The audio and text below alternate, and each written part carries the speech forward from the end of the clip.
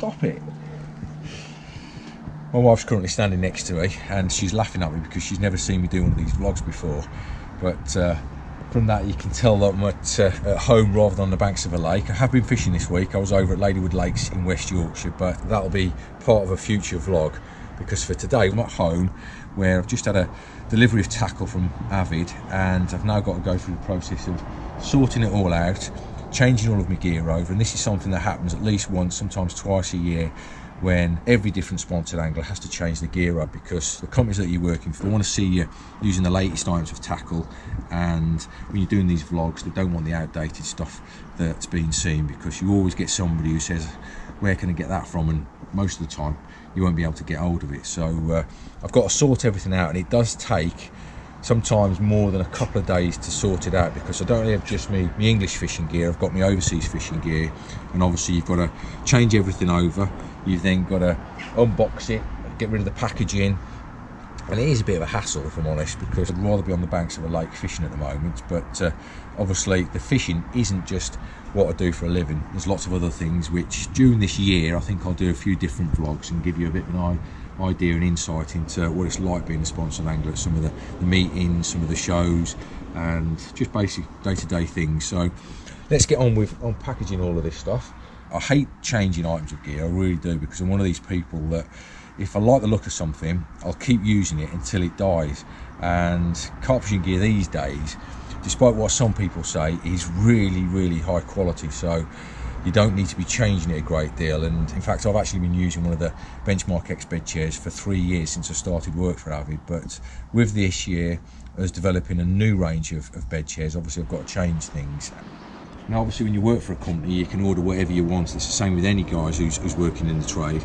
But I don't order everything, because some items are not suited to my style of fishing or to the venues that I'm fishing. And if I'm honest with you, there's some items in the range that I don't like. That's just how we all are, you know. Some of the items that I don't like, somebody else might like, and some of the items that I do like, other people might not like. So let's take a look at what I've ordered, and I'll talk you through each item bit by bit.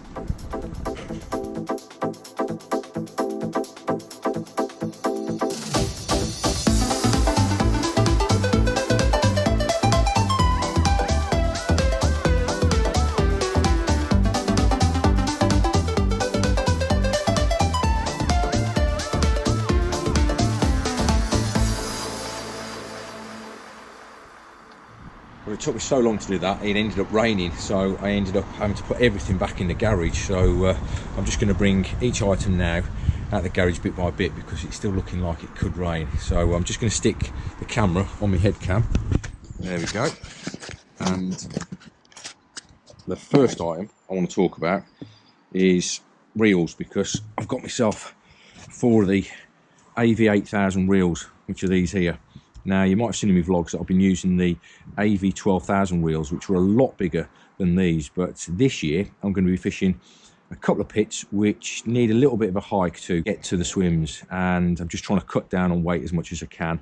Also, the distance I'm going to be fishing out is not too long either. So the 8000s are a little bit smaller. They're obviously a lot more petite in size and weight when it comes to comparison with the 12,000s, which are a lot more bigger, bulkier and heavier. But I tell you what, these reels, for the price, they really are absolutely fantastic. There's quite a lot of reels on the market now that are in the budget range, but take a look at these and the 12,000s, because they're less than 100 quid. You don't need to be paying stupid amounts of money for a decent reel these days. But what I'm going to do is I'm just going to spool these up, because I got a message the other day from somebody asking me about how do you go about spooling your reels, which way do you do it, etc. Now, for these reels, what I'm going to be doing is I'm going to be putting some 18-pound camo outline on, which is a little bit thicker than the 15, which is what I generally use. But the water that I'm going to be fishing, it's got a lot of snags in it, a lot of weed. And all I'm going to do is just get a brand new spool like that, tie a simple granny knot in the end.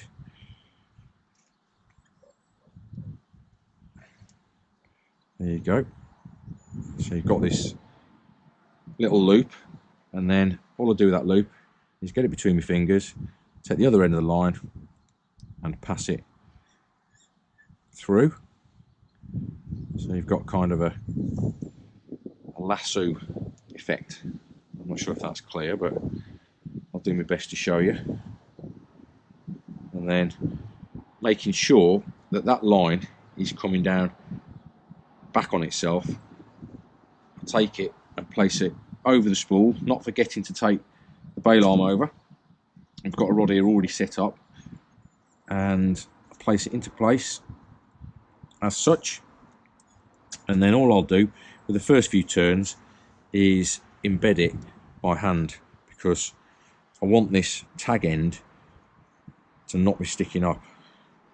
So I'll wrap the first few around and over the top of it so it's bedded in nicely.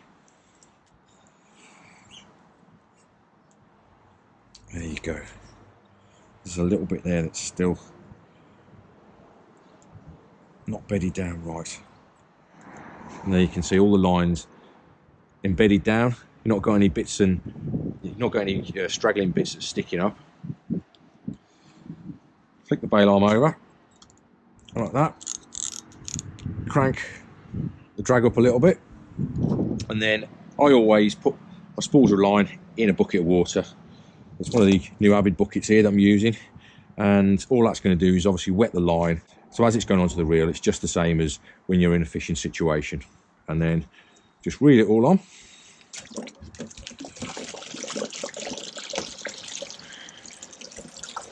And you can see it nicely starting to bed down there now. And these particular reels, they don't hold a great deal of line, so it shouldn't take me too long to reel it all into place. But I've got no backing on there. I'm just putting the actual main line straight onto the reel. And I never overfill my spools. That's one question I often get asked. I always fill them so they're just slightly underfilled. Let me just keep hold of that line there. I like to keep it between my fingers.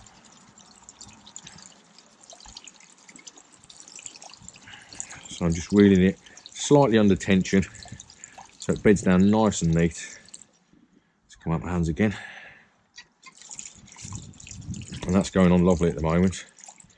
You know, these are a really smooth reel as well. That's one of the things I'll say. They've got a lovely oscillation, and the line lay is just as good as any reel that you'd pay top dollar for. And they are hard wearing as well. I'm still on the first set of 12,000s from when I first joined Avid. So if I was buying them, good money well spent. Now that's going on nicely.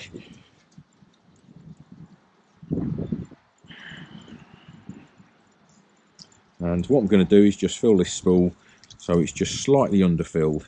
I never overfill a spool, especially if you're casting, because you end up getting a bird's nest when you start laying into the rods, and that's the last thing you want. Sometimes I will overfill the spool when I'm fishing on a really big pit somewhere like the Orient in France or Cassian, where you've got extreme distance to get your lines out, and obviously a little bit of extra line on the reel is always going to help you put those rods out, those longer range fish. But for UK fishing, generally I'll underfill the spool so it's not going to come off in a bird's nest. This one's almost done. Let me just do a few more turns, and that is about right. So you can see there we've put just enough line on there so it's just underneath the lip of the spool, and that's fine. So all I'm going to do is bite it between my teeth, and then use the line clip just to secure it. There we go, that's the first one done. Now you can see on the side of this reel we've got the measurements of how much line each one of these spools will take, and we're using 0.37mm, I think it is. There it is, 0.37mm. This is a 1,000 metre spool, so each one of these reels will take roughly about 220-225 metres of line, which is absolutely ideal for all UK fishing. So one spool of that at 1,000 metres will do 4 of these reels. So we've got 2 done, and we'll get cracking on doing the last 2. So there you go, that's 4 8,000s fully spooled with 18-pound mono, and there's the empty spool. So 1,000 metres will do 4 reels. There's probably about 15 metres of line left on there, so you know, if you shop around you can get some great deals online, and that is pretty good value for money. if I'm honest. Now, I obviously fish a lot more than you guys, so I change my line roughly about 3 times a year, but for most of you, at least change your reel line once a year.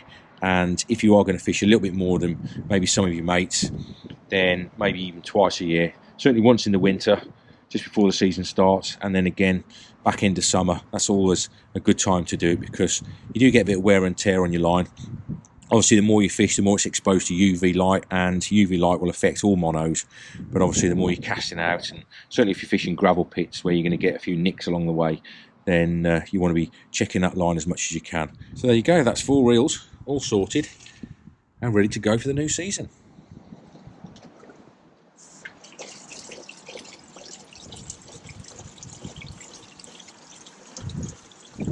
You may have noticed that I've got another style of reel down here. There's one here on the floor, and there's another one over here that I've just loaded onto this rod, because I'm about to re-spool these as well. Now, these are the spotting and marker reels that we do. Another great budget reel, which are hard wearing and great value for money, and they're designed for spotting and marker work. Not only have they got a couple of extra clips on there, each spool will take 300 metres of line, and as you see down here, we do our own spod braid. We do a marker braid as well. The spod braid's bright yellow and the marker braid's black, but they come in 300 metres, so one spool of that will fit perfectly onto that spool of that reel. Now, the great thing about these reels is that they've got a really fast retrieve on them, so when you're doing a lot of spotting and marker work, obviously it does get a bit tiring from time to time. So with these reels, at least you know that every time you turn the handle, it's going to be winding on a few extra yards of line, which makes the job a little bit easier. So I'm just going to get on with reloading these with line, and then we'll take a look at the next item that I've ordered.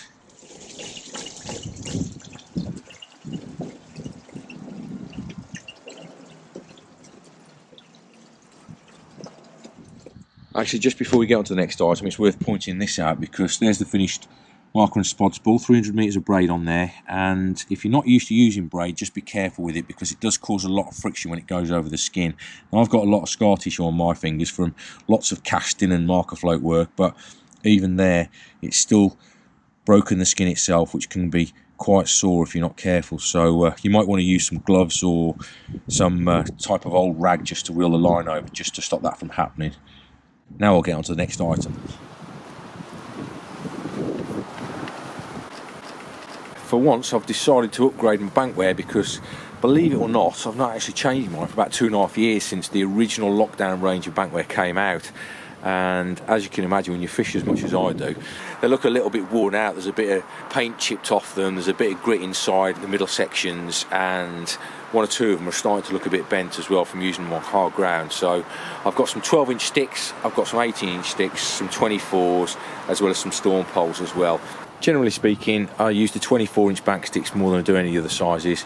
I do use the 18s as well quite a lot, but I do like my rods quite high off the ground, especially when I'm fishing gravel pits and you get a bit of that splashback from rain off the floor, which bounces to the back of the reel. So it's the 24 ones that get the most wear and tear for me, but obviously I do change depending on different situations, whether you're in a tight swim or in a swim that you can't get your bank sticks in very deeply into the ground. So it's good to have different options, and I don't just use them for my rods, I use them for supporting brollies, supporting fish that are in retaining slings in the margin, sometimes just as a stake to keep the boat in the margins as well. So it is about time that I started looking like I know what I'm on about, because if you came into my swim in recent weeks and looked at my bankware or watched some of my vlogs, you'd notice that I am a proper scruffy bob. So at least if you see me this year, I'm going to start to look like I know what I'm on about. So I'll get cracking with changing these over.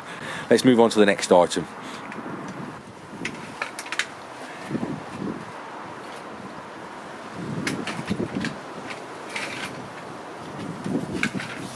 You can tell it's winter at the moment because the weather is all over the place. One minute it's a bit sunny, and now it's currently drizzling with rain. So I'll do my best to get this bit done as quick as I can, because the biggest item that I've upgraded this year is my bed chair, because it's been definitely due, because the Benchmark X that I've been using recently is exactly the same bed chair that I had when I first started with Avid. So it's looking a bit worse for the wear at the moment.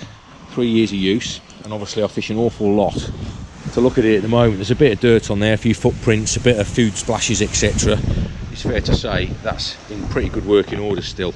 The feet still work, the legs are not too bad, it's still very, very flat as well. And bearing in mind that Bo's 19 kilos, I had a weigh the other day when I went to the vets, and she sleeps on this end of the bed chair as well. You can see that that is still very, very flat and level, so that's a very strong bed chair, and that's why the Benchmark X has such a good rating on the market. But the reason it needs changing is because not only have we got a new item out there that I'll talk about in a second. Once I open this, you're going to go, oh my god. Check out that. Now that's not down to the quality of the product, that is down purely to my dog. And one day she got herself underneath the covers, I don't know what was going on, and she started scratching away and biting at the foam, so obviously that needs changing. So hence the reason why I thought it was time for me to get a new bed chair. So that's that one. That's going to be sent off down the skip probably, or at least stored in the garage for a few weeks until I decide what I'm going to do with it. And here's the new one that I've got, and there's its name, Level Tech. This is a new range of bed chairs from Avid, and it gets its name down to these little beauties down the side here. There's one, and there's another one over here. Yeah, little spirit levels. So what's the purpose of those, you're probably asking? Well, as you get older, you need to have a good night's sleep, and you need to look after your posture. When you're 20 years of age, you're probably not even bothered about it, but believe me, if you've been sleeping on the old traditional bed chairs where the head end is slightly raised and you sleep on your side, it sends your posture skew with, and you get problems with backache, you get problems with your leg ache and things like that. So the purpose of this bed chair is to push, and this is a health issue more than anything, is to push the importance of sleeping on a flat bed chair, whether you're a young lad or whether you're an old guy, because your posture is so important to you. And this particular bed chair will help you ensure that your bed chair is as flat as possible. The other upgrades that we've done to it is, as you can see, the outer material is waterproof, so it makes it perfect for fishing under the stars, and I think this year I'm definitely going to be doing a bit of that. And obviously the more waterproof it is, when you fish with a dog like I do, it's very important that any moisture off the dog's paws or off its body doesn't soak through the sleeping bag and make it wet and make it uncomfortable for you. And you can also see here as well that there's 4 legs on this bed chair, one at the head end, 2 in the middle, and 1 down the bottom as well. So with me having Bo on the bed chair itself at night, she weighs 19.5 kilos, which is 40 odd pounds. And although it didn't make any difference to that old bed chair, having her on the leg end, certainly having that extra leg is going to give it a bit more support and a little bit more strength. The other thing you might have noticed is that we've changed the feet on the Benchmark beds. All 4 of them have got these new mud feet. So the head comes on, and this is the new foot design, and it's very easy to use. You just press this top section here, this clip pops out, and then you can move the leg to whatever height setting you want. You've got this like ladder system inside there, which has got loads of different settings, and you can obviously adjust it to whatever height you want. But when you apply pressure from this side, it is really, really strong. That clip is not going to move out of place. And we've had quite a few guys in the office using this over the winter months, and they've tested it, because some of them are massive. They're over 20 stone, some of these lads are, and it has not budged one bit. So I'm looking forward to using this new bed chair when I get it on the bank tomorrow. So let's get it packed away, because it's just starting to rain really heavy, and get it in the car ready for my session tomorrow.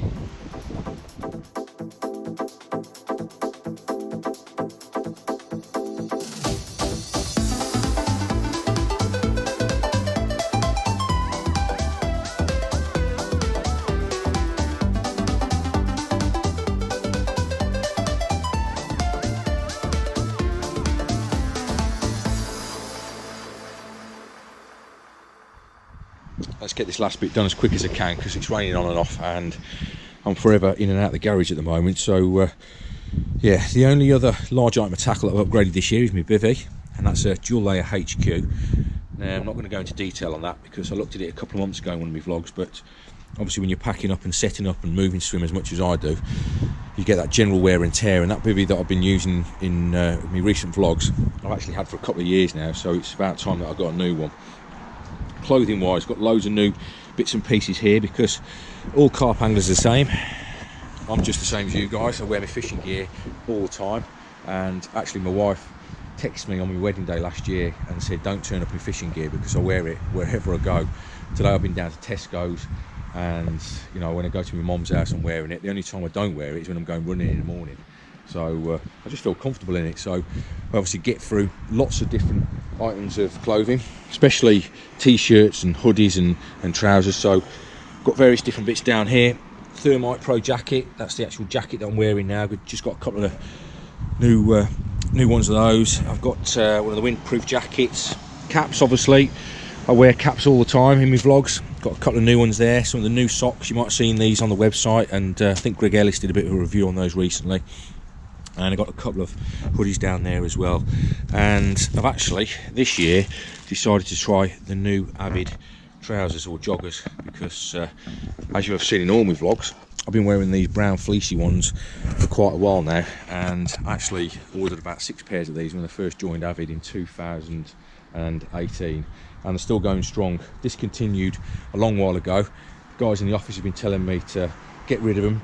Can't believe you're still wearing them, but I actually found them really comfortable, and they're really lightweight, and they're actually really hard wearing as well. But these new joggers, I've kind of avoided using those because not only did the old trousers suit me and I felt comfortable in them, you've got a lot of these new kind of fashions that people my age don't really like, and joggers that are kind of slimline, it's going to make me look a bit Alan Blairish. So yeah, we'll see how I get on. Right, moving on to the last few items. Got a few buckets down there, 2 different sizes. Everybody loves a bucket, we know all about those. Some new luggage items as well, just to freshen bits up. A few bags, just general items, just needed a few. Got a few pouches as well. Got myself a new pod as well. You know all about the pod, I've looked at this in previous vlogs, so no doubt we'll be seeing that all set up soon in one of my vlogs. Loads of leads, general items, get through absolutely loads of these. And actually when I do my tutorials, I'll turn around and say to everybody I'll provide the end tackle, but bring your own leads, because all carp anglers get through loads of leads. Generally speaking, I'm a 3 or a 4 ounce guy, and I only use one style these days, which is the extremity ones with the swivel. I'm a lead clip man, and I've got loads of lead clips in here, loads of bits and pieces, the usual bits and pieces that we all go through.